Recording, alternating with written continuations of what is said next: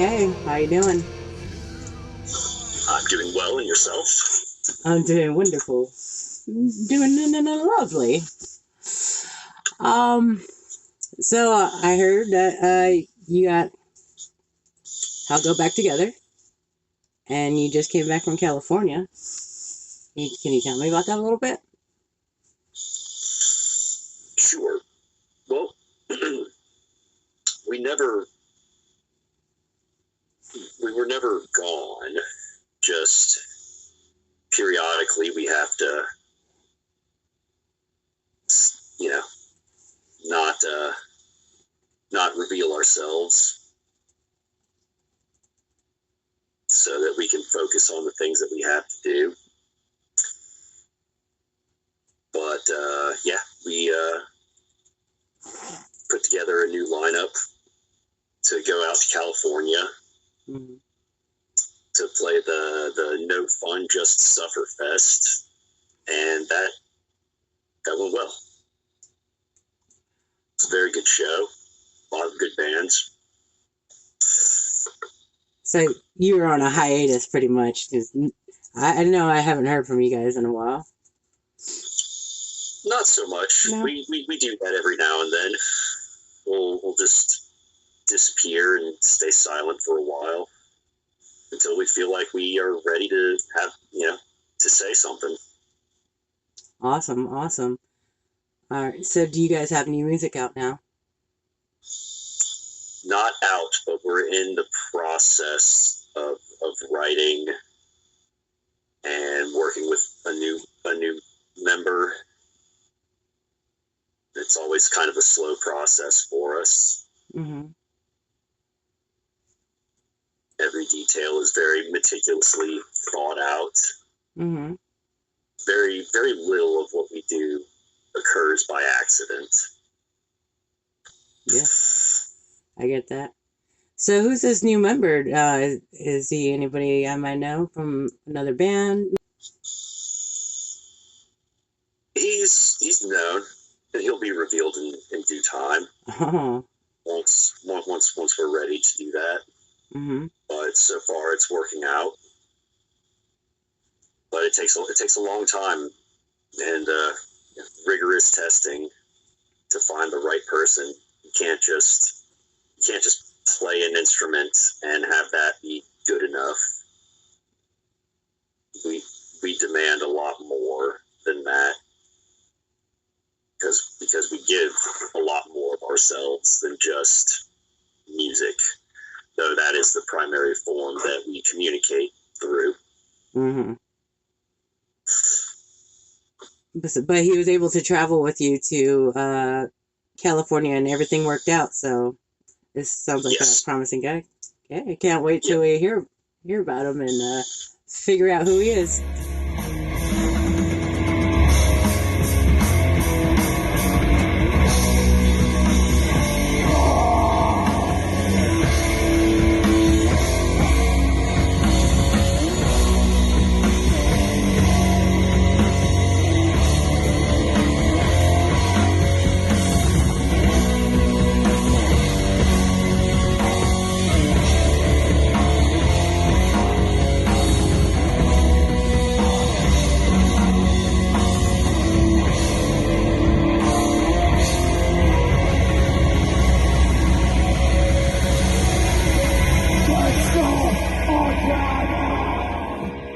You guys been doing this for a long time.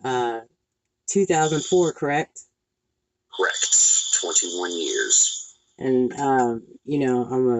for me, being a musician in my late age, you guys inspired me because I was like, he started this when I was in high school, and man, maybe if I just would have taken playing something, took it serious from then, maybe I could have built up, somewhere kind of where you are, which is cool because it's possible.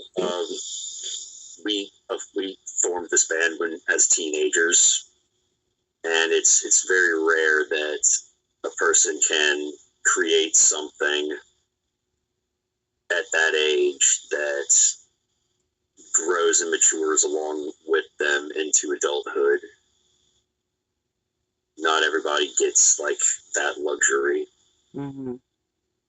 And it comes with sacrifice. We, from day one, we were committed to this idea. Every member that has come through the band has, given a piece of themselves to the overall concept.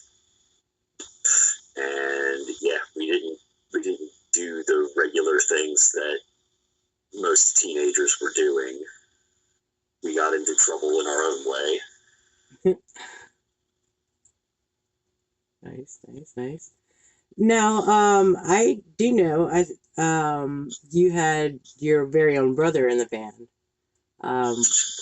Yes, originally my older brother played guitar for us and wrote a couple of songs. Mm-hmm. But as with a band that's as extreme and demanding as Hellgoat is, sometimes people just don't last very long. Mm-hmm. I think every member has left their mark and served their purpose one way or another.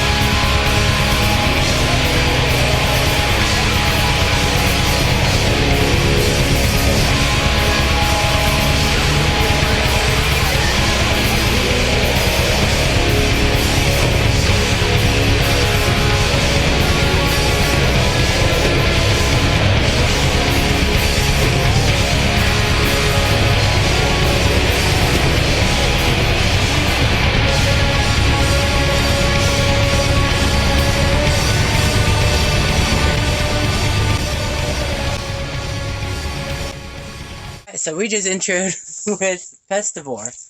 I watched the video. I noticed there's a dead animal in there. What the fuck was that?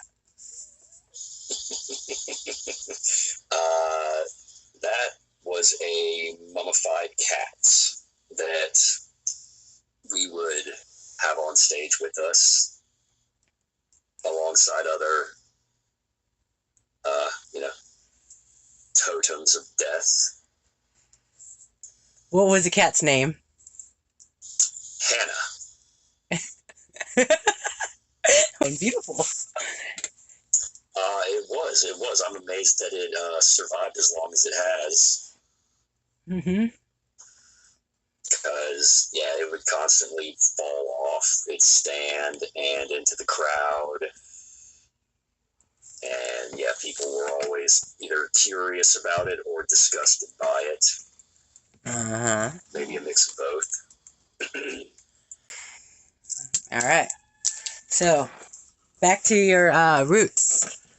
What about inspirations? What got you into black metal?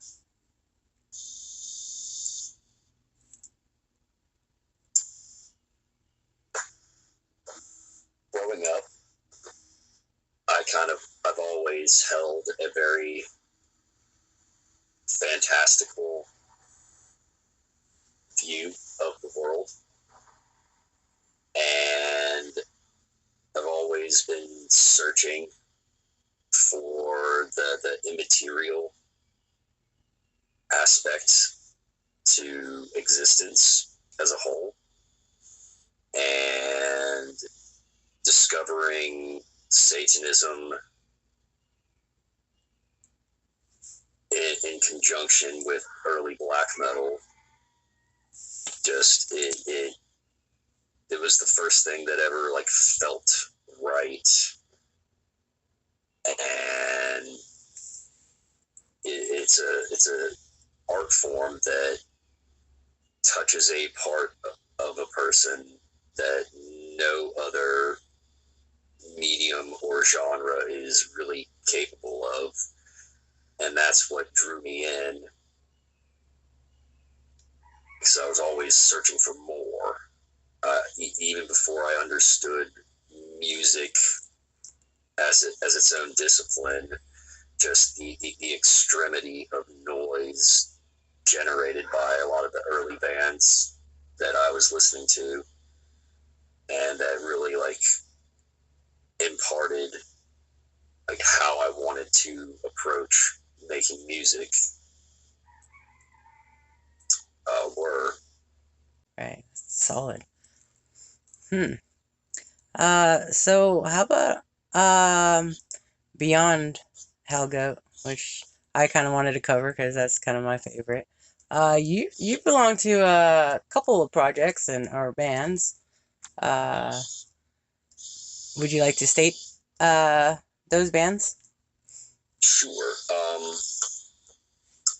Prior to forming Hellgoats, I was involved in a band called Legions of Astaroth. Mm-hmm. And after our first album, we had disbanded, unfortunately. And after about a decade or so, we decided to reform it and bring that back. So I'm involved in that. And I'm also doing some other like non-metal projects, mostly like goth rock, post-punk type stuff.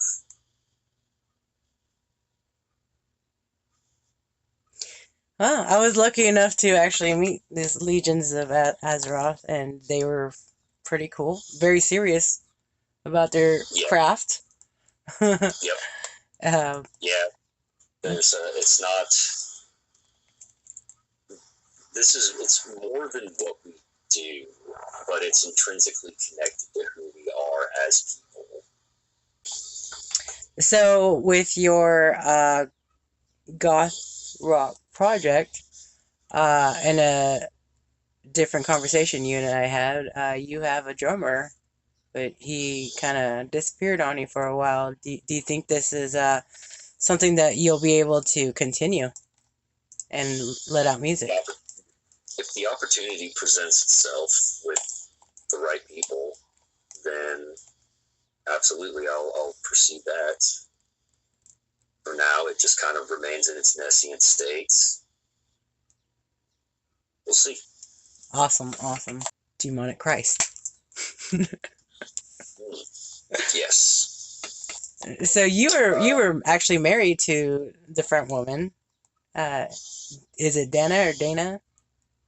Dana, yes. Yeah. Beautiful woman. Mm-hmm. Yep. We were married, and I was also a member of Demonic Christ Mm-hmm. in its final, most recent form. But such is the way of things. When you have that many extreme personalities constantly together, conflict arises, and whether or not that band continues is it's all on her. Right. Well, only time can tell. Yeah. Well, for any band, it's hard to get along with personality stuff. And that's a common battle musicians face. There is a difference between playing music and being in a band. They require different skill sets. Mm-hmm. And yeah, having those big personalities, extreme egos that all have to be sated and considered, it's challenging. Right. All right. Absolutely. That's also special. Well, it sounds like something went wrong there. But can you tell me about a highlight? Yeah, I'm sure there was great times. Maybe a show. Oh yeah, Give me a fond memory. There were plenty of successful runs with Demonic Christ.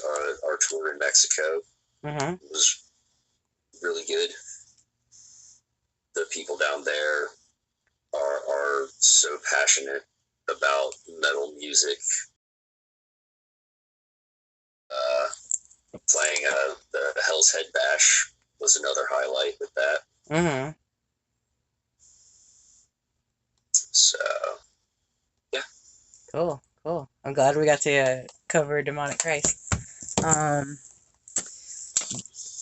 You also got to guest spot Vermeer, correct? And they went with you to California? Yes. The other members of Hellgoat are also in Vermeer. And I filled in on bass for their last tour with Sacramentum. Ooh. Yeah, that was awesome. Yeah. Unfortunately, very recently, the singer of Sacramentum chose to take his own life. And that's, while unfortunate, it was his choice. He went out the way he lived, on his own terms. And yeah, nothing you can really do about that. Yeah. Rest in peace. I hope that he found what he was looking for. I do too. Suicide is that's not easy to talk about, especially if you have these emotions and thoughts. It's truly only difficult for those left behind. Absolutely. I know you were impacted. You knew him. You guys got to play together, and this just happened. Yes. Couple days ago. Yeah, like about a week ago. Again, he was an extreme person. We got along very well. We kind of saw, the world in a very similar way, and he just decided that he was done. Yeah. So. And like yourself, he was the mastermind behind this awesome band. Hard worker. A classic band. And his music touched a lot of people. So, as tragic as his passing is, he left his mark.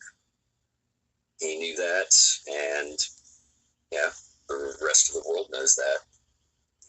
For some of us who haven't met him, can you give us a good story just to share what he was like, his personality? Oh, he was a wild one.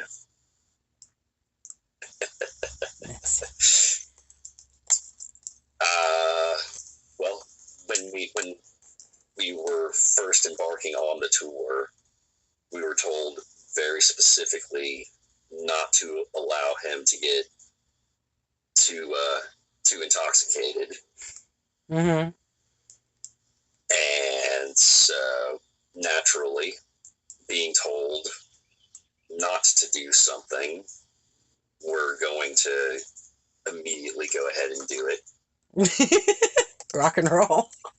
Yep. And that kind of just continued throughout. That set the pace for the whole rest of the tour. Great.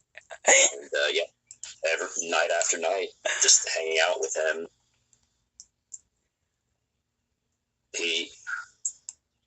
He'll be missed. That's for sure. Yeah, that impacted me as well, being a fan. So I feel that. Sure. It hurt to hear. Such things never seem to happen to the ones you want it to happen to. It's always the ones that you want to hold on to that have to end up going. The great ones. Yep. That's fucked up. Right. That is part of the human condition, though. Eventually, all of this ends. Mm-hmm. And so, savoring it while you're here becomes, a vital part of what you do in your day-to-day life. Absolutely.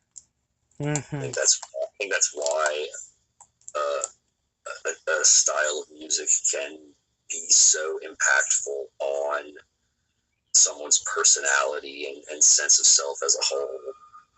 Like, regular music fans aren't as obsessive, more often than not, as an extreme metalhead. Mm-hmm. And that's from the musicians and creators to the fans that listen and consume that type of media.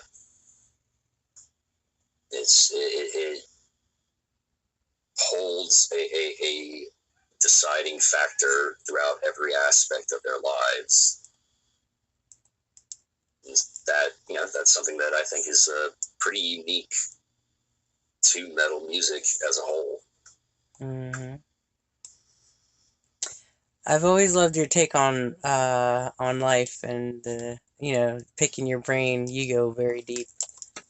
And, in my opinion, that's the only way to approach something that's as important. The music is connected to our spirituality, which is a governing aspect of our worldview. Mm-hmm. And we just allow all of that to, be expressed through our music. Yes.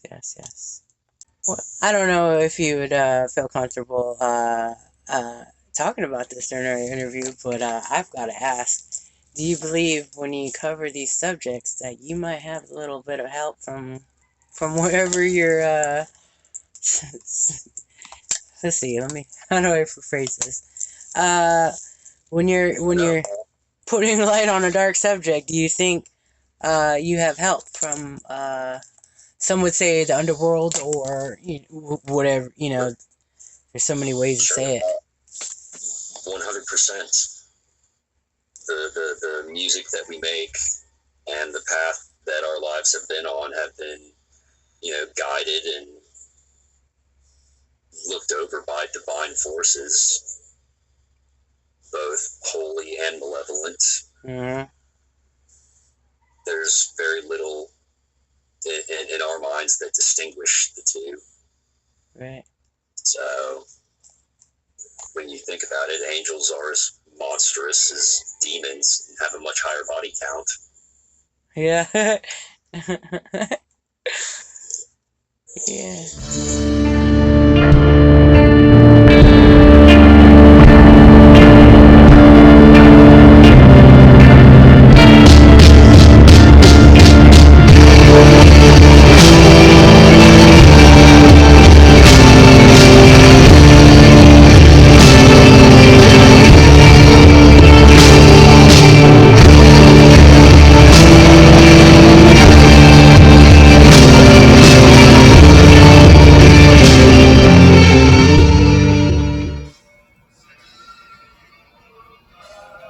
Yes.